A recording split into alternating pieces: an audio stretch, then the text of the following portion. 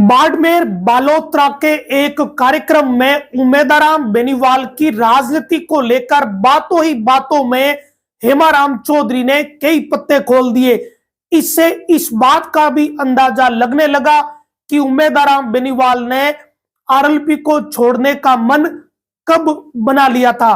साथ में यह भी बात बहुत हद तक साफ हो चुकी है कि आरएलपी किस ढंग से बाड़मेर में कमजोर हुई और इसके पीछे कौन कौन किरदार शामिल थे। पूर्व मंत्री हेमाराम चौधरी ने भाषण में जो बातें कही उससे ये लग रहा है कि उमेदराम बेनीवाल ने बायतू सीट पर दूसरी बार विधानसभा का चुनाव हारने के तुरंत बाद ही ये मन बना लिया था कि अब दूसरा रास्ता देखेंगे और इसके लिए उन्होंने सहारा लिया कांग्रेस के वरिष्ठ नेता हेमाराम चौधरी का। और हेमाराम चौधरी के मार्फत या उनकी सहमति के बाद ही हरीश चौधरी से संवाद हुआ और उसके बाद गोविंद सिंह डोटासरा से लेकर कई और नेताओं ने अपनी भूमिका अदा की और उमेदराम बेनीवाल को हनुमान बेनीवाल से तोड़कर अपने साथ मिला लिया। दरअसल ये बात हेमाराम चौधरी ने बाड़मेर बालोतरा गांव के धारासर के एक कार्यक्रम में कही। धारासर में मूर्ति अनावरण का एक कार्यक्रम था जहां हेमाराम चौधरी ने भाषण के दौरान बातों ही बातों में बहुत सारी राजनीतिक बात कह डाली। एक पीढ़ी से दूसरी पीढ़ी में राजनीति का बदलाव को लेकर हेमाराम चौधरी ने अपनी बात की शुरुआत की कि नई पीढ़ी राजनीति में आए और उसी बात को कहते हुए हेमाराम चौधरी ने उमेदराम बेनीवाल के सारे पत्ते ही खोल दिए। हेमाराम चौधरी ने इस कार्यक्रम में कहा कि उन्होंने उमेदराम को एक सामाजिक कार्यक्रम में पहले ही बता दिया था कि आपका यहां कुछ नहीं बंटेगा, यानी आरएलपी में कुछ नहीं बनेगा। ये बात हरीश चौधरी के सामने दूसरी बार विधानसभा चुनाव लड़ने से पहले हेमाराम चौधरी ने कही। लेकिन इसके बावजूद तब उमेदराम बेनीवाल ने कांग्रेस में जाने का मन नहीं बनाया और आरएलपी के सिंबल पर दूसरी बार बायतू से विधानसभा का चुनाव लड़ा और बहुत ही कम वोटों से चुनाव हारे। हरीश चौधरी चुनाव हारते हारते जीते। हेमाराम चौधरी के इस भाषण के मुताबिक इस हार के बाद उमेदराम उनसे फिर से मिले। तब उन्होंने कहा कि आपने तब जो बात कही थी वो बात सही थी, साथ में कांग्रेस वाली बात भी हुई। तब हेमाराम चौधरी ने उमेदराम को कहा कि मेरे अकेले के बस की बात नहीं है, आपको हरीश जी से बात करनी पड़ेगी। ये सब कुछ कब हुआ? जब उमेदराम बेनीवाल बायतू से दूसरी बार चुनाव हार गए, उसके तुरंत बाद, लोकसभा चुनाव से ठीक पहले नहीं, विधानसभा चुनाव के नतीजों के ठीक बाद। टाइमिंग ही बहुत ही महत्वपूर्ण बात इस पूरे मामले में है। टाइमिंग कितनी महत्वपूर्ण है कि बायतू की हार के बाद मिले और ये बात कही, यानी लोकसभा चुनाव में तब समय था। उमेदराम बेनीवाल ने दूसरी बार हार के तुरंत बाद ये मन बना लिया था कि अब दूसरा रास्ता तय करना पड़ेगा और उन्हें कांग्रेस वाला रास्ता सही लगा। तभी तो उन्होंने हेमाराम चौधरी से बात की थी, क्योंकि बीजेपी में तो गुंजाइश थी भी नहीं। कारण ये कि केंद्रीय मंत्री का टिकट काटकर लोकसभा में किसी दूसरे नेता को दिया जाए, ये बीजेपी में थोड़ा मुश्किल इन परिस्थितियों में रहा। हालांकि बीजेपी कुछ भी कर लेती है। अब इस मामले में हेमाराम चौधरी की सहमति के बाद हरीश चौधरी से संवाद हुआ, फिर कांग्रेस के प्रदेश अध्यक्ष गोविंद सिंह डोटासरा से, यानी सब कुछ पहले से ही तय था। विधानसभा चुनाव के नतीजों के कुछ समय बाद ही लोकसभा चुनाव में अभी समय था, सब कुछ तय हो गया था। एक तरीके से कह सकते हैं कि प्रस्तावना तैयार थी, स्क्रिप्ट लिखी जा चुकी थी, सही समय का तैयार मौका देखा जा रहा था कि उमेदराम को कब कांग्रेस में लॉन्च किया जाएगा। और लोकसभा चुनाव से ठीक पहले यह लॉन्चिंग हुई, उस समय हुई जब उमेदराम के लिए कोई नेता, नागौर का एक नेता दिल्ली में टिकट की मांग कर रहा था गठबंधन के तहत। अब कांग्रेस ने हरीश चौधरी, हेमाराम चौधरी या गोविंद सिंह डोटासरा या कांग्रेस प्रदेश ने यह तय किया होगा कि सही समय पर हम लोग करेंगे। लेकिन इस बीच हनुमान बेनीवाल ने जब कांग्रेस से गठबंधन की बात शुरू कर दी और बेनीवाल ने नागौर व बाड़मेर दोनों सीटों पर गठबंधन का प्रस्ताव रख दिया, तब मामला इधर भी टेंशन वाला रहा, उधर भी टेंशन वाला रहा होगा। कुछ दिन ये कोशिश बेनीवाल की चलती रही।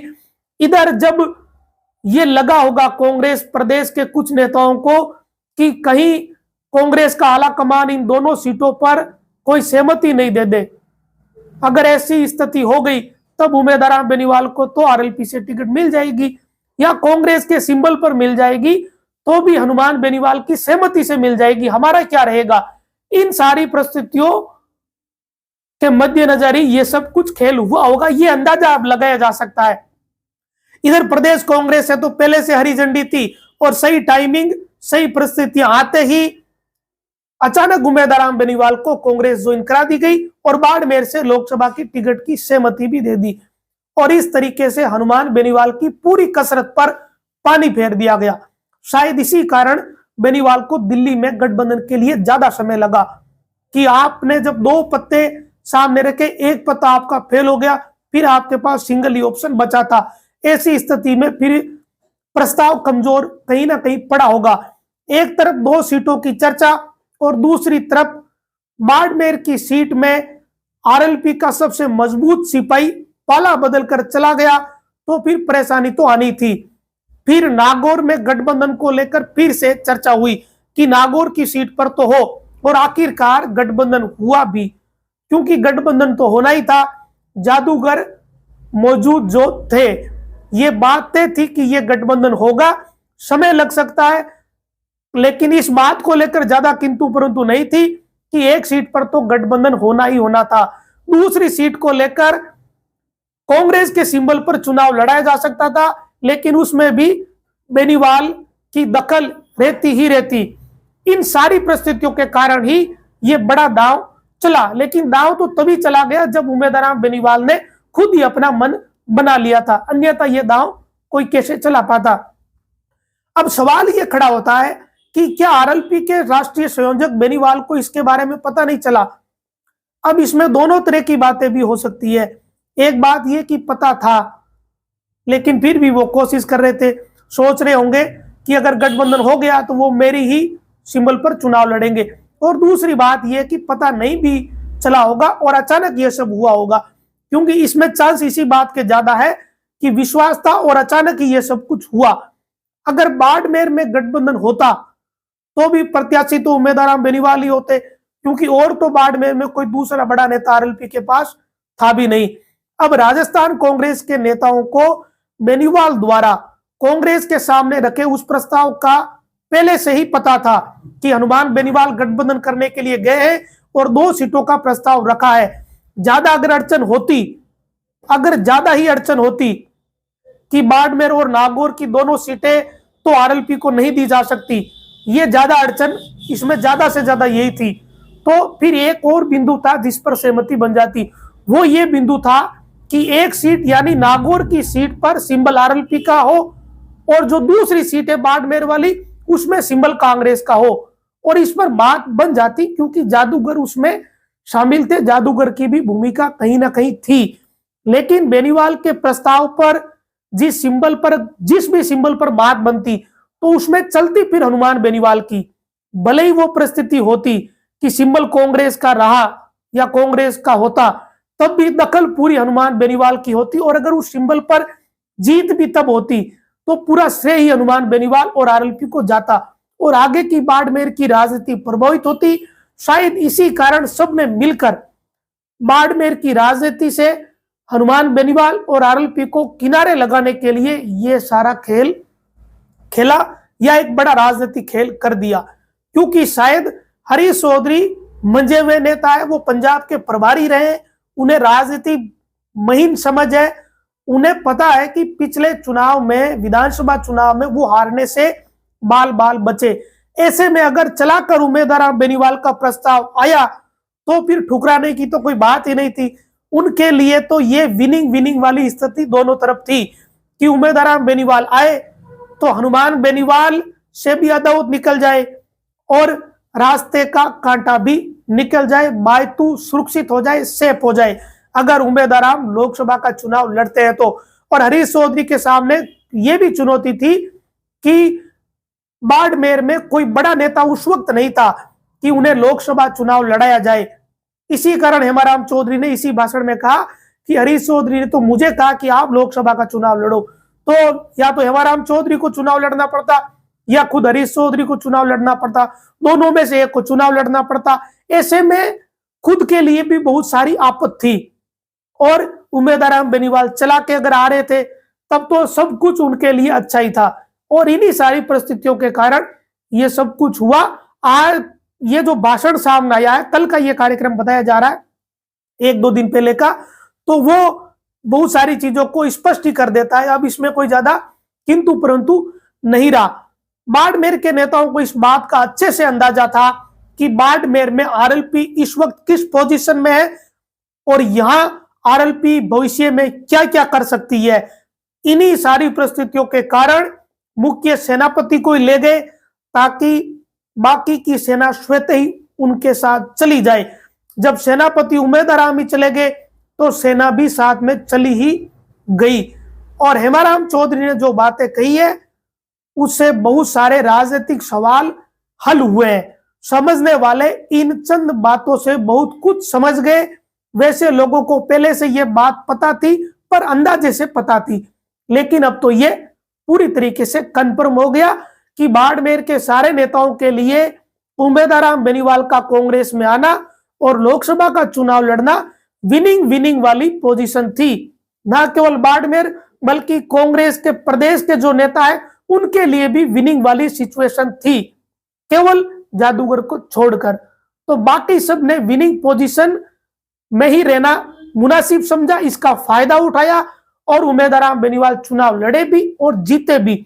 और गोविंद सिंह डोटासरा की भी इसे पेट ही बड़ी कि उन्होंने जिस नेता को चंद दिन पहले कांग्रेस ज्वाइन कराई, उन्होंने चुनाव लड़कर अच्छे ढंग से चुनाव लोकसभा का जीता और एक सीट बाड़मेर की ज्यादा हुई। तो डोटासरा के लिए ये अच्छी बात रही, हरीश चौधरी के लिए, हेमाराम चौधरी के लिए, खुद उमेदराम बेनीवाल के लिए भी। लेकिन इसमें अगर कोई नुकसान में रहा तो वो सिर्फ राष्ट्रीय लोकतांत्रिक पार्टी ही नुकसान में रही। अगर लोकसभा में ये सारा घटनाक्रम नहीं होता तो फिर आगे के चुनावों की स्थितियां भी अलग रहती, परिस्थितियां अलग रहती। राजनीति में यही होता है, विनिंग वाला विनिंग की पोजीशन में रहता है और जो एक बार विनिंग वाली स्थिति से बाहर निकल जाता है उसके लिए भविष्य के रास्ते भी बड़े मुश्किल होते हैं, उनकी डगर मुश्किल होती है। लेकिन एक बात और भी है कि राजनीति में पता नहीं चलता कब किसका समय आ जाए और कब किसका समय चला जाए। हेमाराम चौधरी का यह भाषण वाकई में बहुत महत्वपूर्ण है, आपको सुनना चाहिए। मैंने वीडियो अपलोड कर रखा है और इस वीडियो के अंत में भी आपके साथ साझा करूंगा, आप सुनना और इससे मैंने जो बात कही वो सारी बातें आपको कंफर्म होती हुई नजर आएगी। नमस्कार। एक बार भाई तुम्हें एक जगह मैं उमेदराम जी भेड़ा हो गया, ये कोई सामाजिक समारोह बटे मिल याद ना हेवड़ी वाले रामलाल जी सरपंच है बिनियाला एक बिनियाला वही हम जाकर थोड़ा लड़ा कर कुछ बिनियाला तो दोनों रामलाल जी के उमेदराम जी के भाई उमेदवार तो यो भलो ही फिर ना कहीं नहीं पटे तो नहीं कोई कांग्रेस बीजेपी के थी ना हट लागे नड़ो है जना मैं कह भाई उमेश जी रामलाल जी सही कहे तो मां बेड़ा और मान ठीक लागे समझो तो नहीं तो बीजेपी में जोर करो हर ऑर्डर उठे ना उमेदराम जी उन टाइम हमारी बात को नहीं मानी, लेकिन बाद में चुनाव लड़ लियो वहां पे तो चुनाव लड़े, लेकिन बाद की बात है दूसरो चुनाव लड़ती दूसरो चुनाव फिर लड़ियो फिर मारा मुड़िया फिर मैंने कहा फिर मैंने जगदन बटे बात कही बा हमें मेरे ही ला मैं मोहन तैयार तो भाई मोहन तैयार हो तो हरीश जी बात करो एक लेकिन मेरे हाथ है कौन हरीश जी बात की, दूसरों प्रदेश अध्यक्ष जी बात की और लोगों को बात की और भी सारा ही रहता बात की भाई उमेदराम जी ने कांग्रेस में ले लो आने चाहे टिकट दे दो उमेदराम जी तमने साहब का मेरी मेहरबानी जी उमेदराम जी की मैडम नहीं मानू तो उम्मीदवार नहीं आता मेरे गले में आती है लोग ही बड़े बेटा हरीश जी नहीं तो हरीश जी के तो आया थे प्लेन में आया मेरे घरे आया रात ना कि दूसरे स्टेट में बट मैं चुनाव थाने लड़ू पड़ी ऊपर आदेश ऊपर आदेश वो के पियो मैं उन्हीं लड़ू जना बसे एक दिन उम्मीदवारों ने दो ही है तो यूं कर कहने का मतलब जना है उन तैयार किया हरीश जी ने बद्री जी कहता नहीं उम्मीदवारों ने उन्हें तैयारी नहीं करो मेरी में बैठा जिते हाँ नहीं रहे जिते तो मेरे कुर्सी नहीं छोड़ो रे तैयार की करो कोई नहीं कभी तो अपन ने भी छोड़ न थे जब वाली बात हो जाओ मैं तो कहो एक बार पहले एमएलए चुनाव था जान में नागौर समारोह फंक्शन हो कभी कभी सोशल मीडिया में तो आजकल आवेगा बहुत बस बात है न मरो मरे न मोचो छोड़े आखिर नहीं छोड़ा बताई हो तो अपना तली राजी उसी छोड़ आज काम करने की नहीं हकीकत काम करने की जगती और क्षमता आज हमें नहीं अगर काम करने की क्षमता आखिर जय जीते तक बरोबर रहे तो राज में हाथ बढ़ कर उन्हें बाद में गिरे क्यों मिले और रिटायर क्यों करें इन वास्ते करे कि भाई हम काम करने की क्षमता कम होती है तो हमारी काम क्षमता कम है मन खुद महसूस करना चाहिए हो सकती पर मैं तो हमारी काम करने की क्षमता कम है तो ही नहीं तो मैं तो हैंगूंगा नहीं क्षमता